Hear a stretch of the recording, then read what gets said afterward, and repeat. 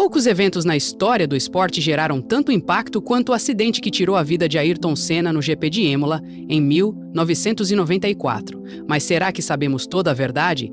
Oficialmente foi uma fatalidade, um erro técnico, um dia trágico na Fórmula 1, mas quando se olha mais de perto, as perguntas começam a surgir. Por que a câmera on-board falhou justamente no momento do acidente? O que aconteceu com a suspensão da Williams? E, principalmente, Senna morreu no impacto ou já sabiam que ele não tinha mais chances antes mesmo de levá-lo ao hospital? Há algo de estranho nessa história. O fim de semana do GP de San Marino já havia sido marcado por acidentes brutais, incluindo a morte de Roland Ratzenberger no treino classificatório. Mesmo assim, a corrida seguiu. Quando Senna bateu na curva Tamburello, o tempo parou. Mas enquanto o mundo assistia ao resgate, decisões foram tomadas nos bastidores, e algumas delas levantam suspeitas até hoje. A verdade pode estar nos detalhes esquecidos, nas imagens que nunca foram divulgadas, nos bastidores do julgamento que acabou sem culpados. Se Ayrton Senna foi um herói nas pistas, sua morte se tornou um mistério que ainda deixa fãs e especialistas intrigados. Quer saber o que realmente aconteceu naquele dia? Então prepare-se, porque essa história está longe de ser simples. O acidente na curva Tamburello. Ayrton Senna estava em sua zona de conforto, a pista. Mesmo após um fim de semana turbulento, ele liderava a corrida, determinado a trazer a Williams de volta ao topo. Mas algo parecia estranho. Na sétima volta, ao se aproximar da curva Tamburello, a 260 km/h, o inesperado aconteceu. O carro não respondeu como deveria. Em frações de segundo, o tricampeão mundial perdeu o controle e foi direto contra o muro. O impacto foi devastador. A Williams FW16 atingiu a barreira de concreto com uma força impressionante, gerando uma cena aterrorizante. O silêncio tomou conta do circuito e o mundo prendeu a respiração. A poeira baixou e os olhos se voltaram para o cockpit. Senna estava imóvel. O que parecia apenas mais um acidente na Fórmula 1 rapidamente se tornou algo muito mais grave. Os primeiros socorros foram acionados rapidamente, mas algo estava errado. A telemetria mostrava que Senna havia tentado reagir, mas não teve tempo. O que causou essa tragédia? Os olhos se voltaram para Williams e para uma possível falha mecânica. Mas isso era apenas o começo. O verdadeiro mistério ainda estava por vir. O mistério da câmera on-board.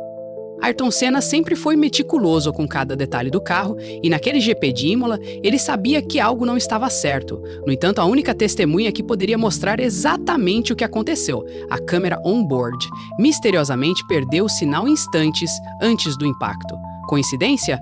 Falha técnica. A explicação oficial foi que a transmissão mudou para outro carro naquele exato momento, mas muitos questionam essa versão. As imagens que poderiam esclarecer o que aconteceu naqueles segundos cruciais simplesmente não existem. Até hoje, não há um registro claro do que Senna viu e sentiu antes do impacto. Esse sumiço gerou teorias e especulações. O que teria sido registrado caso a câmera tivesse funcionado normalmente? Será que ela mostraria a falha mecânica de forma evidente? Sem a câmera, restaram apenas suposições. A falha na Williams era um fato, mas sem imagens diretas, o que realmente aconteceu dentro do carro de Senna se tornou um mistério eterno. E enquanto os fãs buscavam respostas, outro questionamento emergia. Senna morreu no impacto ou ainda havia esperança? Senna morreu na pista?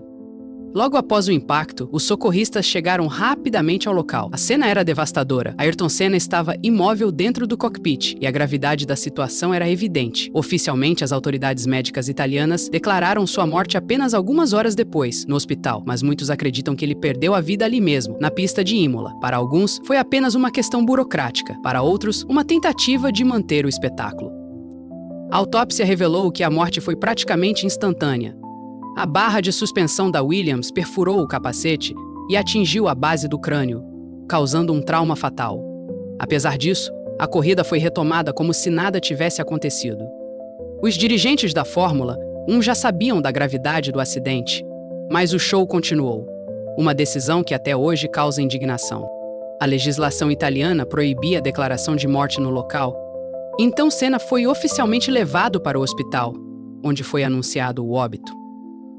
Mas a verdade é que no momento do impacto, não havia mais nada que pudesse ser feito. Agora restava uma pergunta essencial: o que de fato causou a tragédia? O que realmente causou a morte de Ayrton Senna? O impacto foi forte, mas não foi o que matou Ayrton Senna. O verdadeiro responsável foi um pedaço da própria Williams. A barra de suspensão do lado direito se quebrou com a colisão, transformando-se em um projétil mortal. Em uma fração de segundo, essa peça perfurou o capacete de Senna, atravessando seu crânio e atingindo uma área vital do cérebro. O dano foi irreversível. A autópsia confirmou que a fratura na base do crânio causou perda encefálica instantânea. Não havia qualquer chance de sobrevivência. O Brasil e o mundo assistiram impotentes ao trágico desfecho de um dos maiores pilotos da história. Mas isso levanta um questionamento crucial. O acidente poderia ter sido evitado? Se o carro estivesse em perfeitas condições, se a suspensão não tivesse falhado, se a segurança fosse maior, são muitos EC que atormentam fãs e especialistas até hoje. Mas além dessas hipóteses, havia outro ponto delicado. De quem era a culpa? Quem foi considerado culpado? A investigação sobre a morte de Ayrton Senna foi longa e complexa.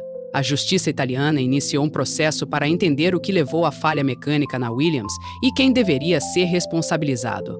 Em meio a intensos debates, 6 pessoas foram denunciadas, incluindo Patrick Head, cofundador da equipe, e Frank Williams. A questão era clara: houve negligência no projeto do carro? Após anos de análises e audiências, em 2007, Patrick Head foi considerado culpado pela morte de Senna. A decisão apontou falhas no desígnio do carro, especificamente na coluna de direção, que pode ter contribuído para a tragédia. No entanto, o veredicto não teve grandes consequências. Os outros 5 acusados foram absolvidos e o caso parecia se encaminhar para o esquecimento. Mesmo com a condenação de Head, nada mudou. A Fórmula 1 seguiu em frente. E Senna se tornou um mártir do esporte. Mas se havia um culpado, por que ninguém foi punido de fato? A resposta estava na própria legislação italiana e nos prazos judiciais que jogariam a sentença no limbo da impunidade. Ninguém foi preso. A condenação de Patrick Head em 2007 trouxe uma sensação de justiça para alguns, mas a realidade foi bem diferente. Quando a sentença foi finalmente confirmada, a legislação italiana já não permitia mais punição. O motivo? O crime havia prescrito. De acordo com a lei do país, depois de 7 anos e 6 meses, qualquer possibilidade de cumprimento da pena desaparece. No caso de Senna, quando a decisão final saiu, já tinham se passado 13 anos. A prescrição do caso fez com que ninguém fosse preso ou tivesse que responder legalmente pela morte do tricampeão mundial. Assim, a condenação de Head se tornou apenas um registro formal, sem qualquer efeito prático. A sensação de impunidade ficou no ar, e a Fórmula 1 seguiu seu caminho sem olhar para trás. A falta de punição gerou revolta, mas também impulsionou mudanças. A tragédia de Senna expôs falhas graves na segurança da categoria, que até então negligenciava riscos fatais. Mas antes de qualquer mudança ser feita, o fim de semana do GP de Imola já havia deixado outras marcas profundas. Senna não foi a única vítima.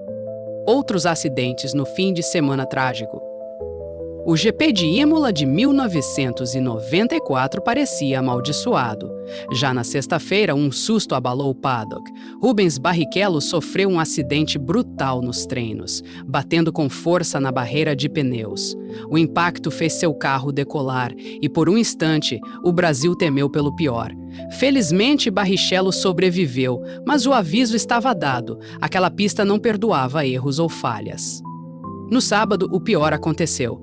Roland Ratzenberger, piloto austríaco da Simtek, perdeu o controle do carro na curva Villeneuve e bateu violentamente no muro. O impacto foi fatal.